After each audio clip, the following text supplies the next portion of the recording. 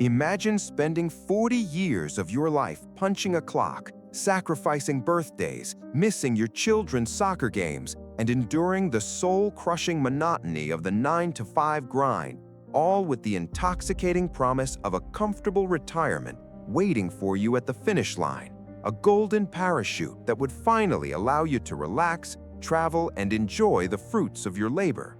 Now imagine reaching the age of 65, walking into your HR department with a sense of triumph, only to be told that the pension fund you've been paying into for 40 decades is empty, bankrupt, or so severely underfunded that your monthly check will barely cover a week's worth of groceries. This isn't a dystopian nightmare or a scene from a dark Hollywood thriller. This is the economic reality hurtling toward millions of Americans, Brits, and Australians as we speak. A financial apocalypse that is unfolding in slow motion behind a smokescreen of bureaucratic jargon and manipulated actuarial tables. The pension crisis is the $80 trillion elephant in the room that nobody in Washington, Canberra, or London dares to address, because addressing it would mean admitting that the social contract of the 20th century is dead and that the retirement you've been dreaming of was never really yours to begin with. But the most terrifying part of this story is not the numbers. It's the fact that the people who created this mess are the very same institutions that are now coming for your 401k and your Social Security, ready to finish the job they started 50 years ago. To grasp the magnitude of the disaster, we have to rewind to a pivotal moment in economic history, a quiet revolution that shifted the burden of retirement risk from the shoulders of corporations and governments squarely onto the backs of individual workers. In 1978, the U.S. government introduced Section 401k of the Internal Revenue Code, a seemingly benign piece of legislation that was originally intended as a small tax break for executives. But Wall Street saw an opportunity, and within a decade, the defined benefit pension, where your employer guaranteed you a specific monthly payout for life, was being systematically dismantled and replaced by the defined contribution plan, where you contribute your own money, invest it in the stock market, and pray that the market doesn't crash right before you retire.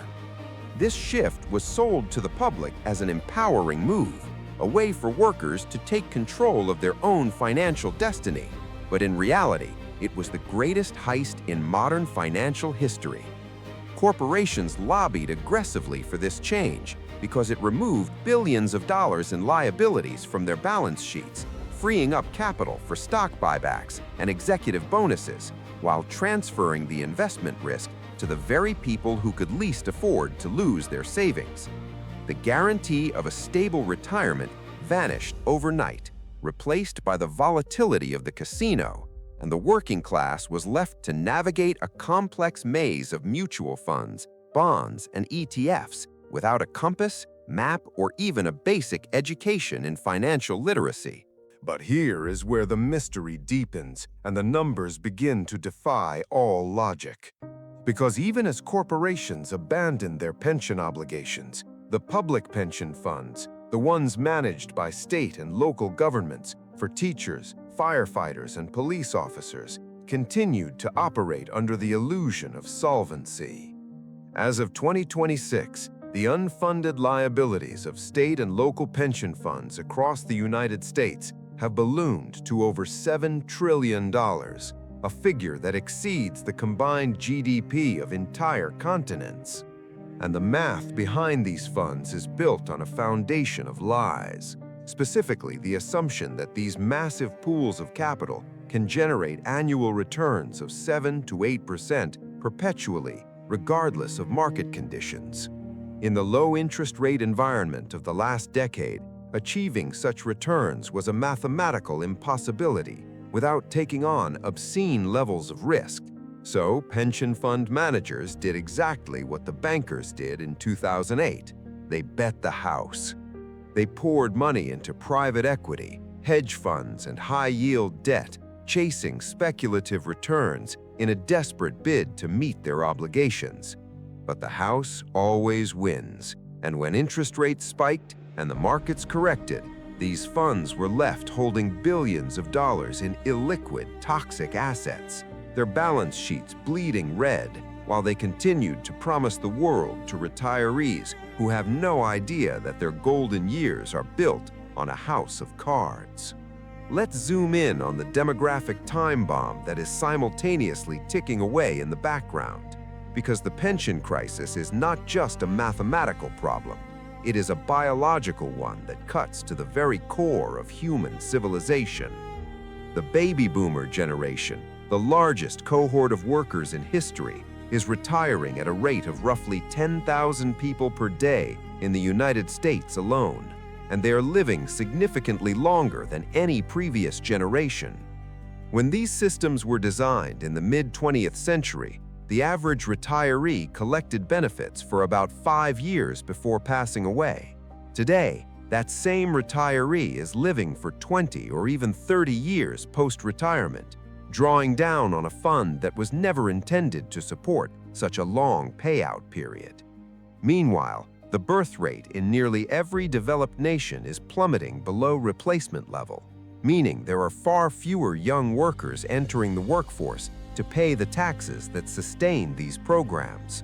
In Japan, the situation has already become a crisis, with elderly people working well into their 80s just to afford basic necessities. And in the United States, the Social Security Administration has openly admitted that the trust fund will be completely depleted by 2034, just a decade from now. But the mainstream news presents this as a distant inconvenience, something to be fixed with a few minor adjustments to the tax code, when in reality, it is a structural collapse of the generational transfer of wealth, a collapse that will pit the elderly against the young in a fight for survival that no one can win. And yet, if the public pension funds are a tragedy in progress, the private sector pension system is a graveyard of broken promises, a wasteland littered with the corpses of once mighty corporations that use their pension obligations as a piggy bank to fund their own expansion. Take the case of General Motors, which famously had more retirees than active employees by the time it filed for bankruptcy in 2009, a burden that contributed directly to its collapse and required a $50 billion taxpayer bailout just to keep the lights on. But GM is just the tip of the iceberg. Across the steel, airline, and manufacturing industries, corporations have been dumping their pension liabilities onto the Pension Benefit Guaranty Corporation, or PBGC, a government-run insurance agency that is itself teetering on the brink of insolvency. The PBGC covers the shortfall when a company goes bankrupt and can't pay its pensions, but the agency's own multi-employer program is projected to run out of money within the next decade, leaving millions of union workers with nothing but an empty promise. The executives who orchestrated these pension terminations walked away with golden parachutes worth tens of millions of dollars, while the workers who built those companies were left holding worthless IOUs. A stark reminder that the system is rigged in favor of the few at the expense of the many. And the cruelty doesn't stop there, because the PBGC often pays out only a fraction of what was originally promised, reducing a retiree's expected income by 30 to 50% overnight, a financial gut punch that turns the sunset years into a desperate scramble for survival. Now, let's bring this narrative crashing into the present day and look directly at the generation that is about to bear the full weight of this catastrophe, the Millennials and Gen Z. You have been told your entire lives that if you work hard, go to college, and save diligently, you can achieve the American dream. But the data tells a radically different story. Studies show that millennials have accumulated roughly half the wealth of baby boomers at the same age, a gap that is not due to laziness or avocado toast, but a confluence of structural factors: crippling student loan debt, skyrocketing housing costs, and two major stock market crashes, the dot-com bust and the 2008 financial crisis, that decimated their early investment returns. And now, as they approach middle age, they are being asked to pay higher payroll taxes to fund the Social Security and Medicare of a retiring generation that refuses to acknowledge their own role in the fiscal disaster. This is the intergenerational warfare that no politician is willing to name, a transfer of trillions of dollars from the young to the old, orchestrated through the mechanism of government entitlement programs. When a Gen Z worker pays their FICA taxes, that money is not being saved in a trust fund for their future. It is being immediately paid out to current retirees, a Ponzi scheme that relies on a constant supply of new participants, and the supply is drying up fast. The message to the youth is clear. You are not inheriting a thriving economy. You are inheriting a mountain of debt, a crumbling infrastructure, and a pension system that will be bankrupt long before you ever get to use it. But what if I told you that the crisis isn't an accident, but a deliberate feature of the system, designed to transform you from a citizen into a permanent debt slave laborer with no hope of escape? The political class and their allies on Wall Street are fully aware of the pension collapse, and their proposed solution is not to raise taxes on the wealthy or to restructure the system, but to privatize Social Security entirely, turning your retirement savings over to the same financial institutions that caused the 2008 meltdown. They argue that individual accounts would generate higher returns, but they conveniently omit the fact that these accounts would be exposed to the full volatility of the market, and that the fees charged by asset managers would eat away a significant chunk of your savings over time. The real motivation behind privatization is to provide Wall Street with a multi-trillion-dollar windfall of new capital to manage, an injection of liquidity that would make the banks richer than ever before, while leaving you to bear the risk of a market collapse. Imagine waking up in 2035, checking your private retirement account, and seeing that your balance has been cut in half because of a market crash, a crash that the government refuses to bail out. You would have no safety net, no guaranteed pension, and no choice but to continue working until your body gives out, a scenario that the architects of this system are counting on to keep the labor market saturated and wages suppressed indefinitely. Consider the global dimension of this crisis, because the pension time bomb is not confined to the United States. It is a global pandemic that is infecting the entire Western world. In the United Kingdom, the local government pension scheme and the corporate funds are facing a similar shortfall, exacerbated by the government's disastrous mini-budget that crashed the bond market and forced pension funds to offload billions in assets to meet collateral calls, a near-death experience that was narrowly averted by the Bank of England's emergency intervention. In Australia, the superannuation system is often held up as a model of success, but it is heavily dependent on the continued performance of the Australian stock market and the Chinese economy, and a significant downturn in either could shatter the retirement dreams of millions. Across Europe, countries like Germany, France, and Italy have aging populations and unsustainable pay-as-you-go systems, with the European Central Bank forced to keep interest rates artificially low to prevent a sovereign debt crisis that would wipe out the pension funds holding government bonds. The interconnectedness of these systems means that a collapse in one country will trigger a domino effect around the globe, a cascade of defaults and bailouts that will make the 2008 financial crisis look like a minor market correction.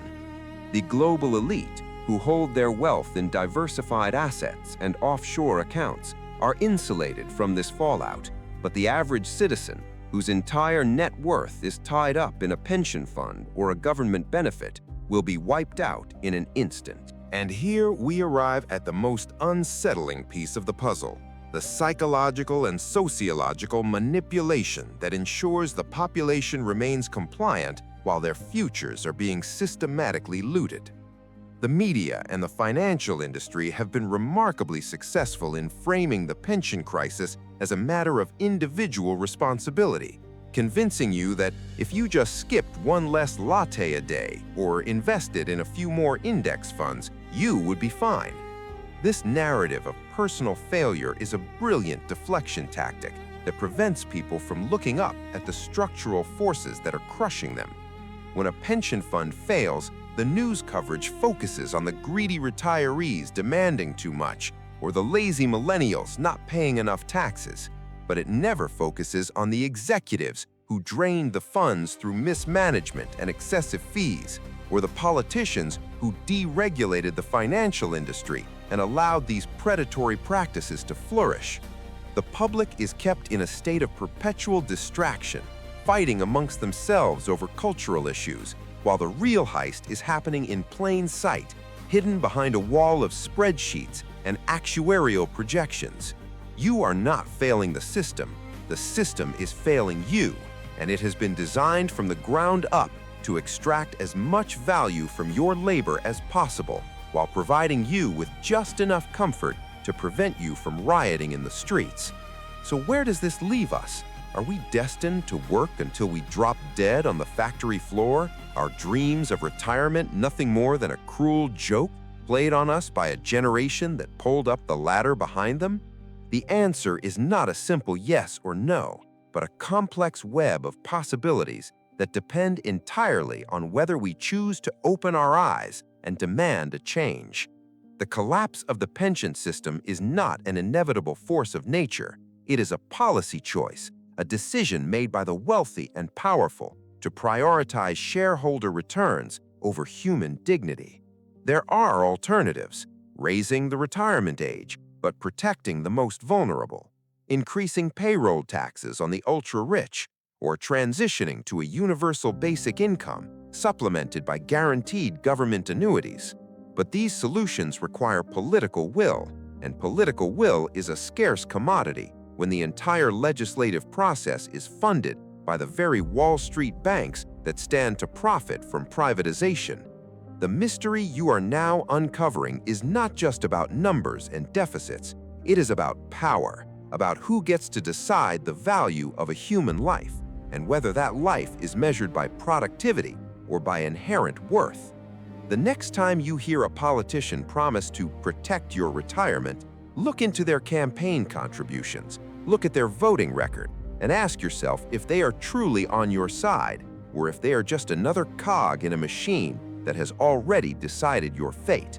The clock is ticking, the trust fund is emptying, and the only question that remains is, will you watch it happen, or will you fight to rewrite the rules of the game before it's too late?